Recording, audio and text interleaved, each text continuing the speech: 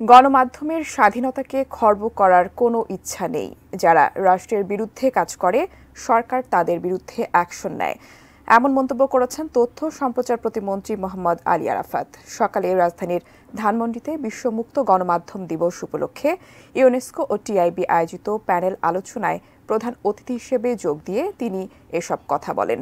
আলোচনায় অংশ নেন ট্রান্সপারেন্সি ইন্টারন্যাশনাল বাংলাদেশের নির্বাহী পরিচালক ইফতেখারুজ্জামান, ইউনেস্কো ঢাকার officer incharge doctor Susan Vize, সুইডেনের রাষ্ট্রদূত আলেকজান্ড্রা ভার্ক ভন লিন্ডে সহ আরও অনেকে।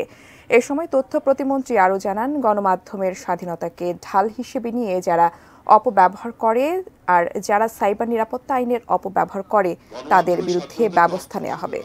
ঢাল হিসেবে ব্যবহার করে কেউ যদি অন্যায় করে সেটাকে যেমন আমার অ্যাকাউন্টেবল করতে হবে, সেজন্য আমার আইন দরকার। একই সাথে এই আইনের অপব্যবহারের যারা অপচেষ্টা করবে তাদেরকেও আমরা যাতে সাজার আওতায় আনতে পারি। দিন শেষে আমাদের কিন্তু কোনো ইচ্ছা নাই যে গণমাধ্যমের স্বাধীনতা খর্ব করা, নজরদারি করা। আমরা নজরদারি তাদের করতে চাই তারা রাষ্ট্রের এগেইনস্টে কাজ করছে।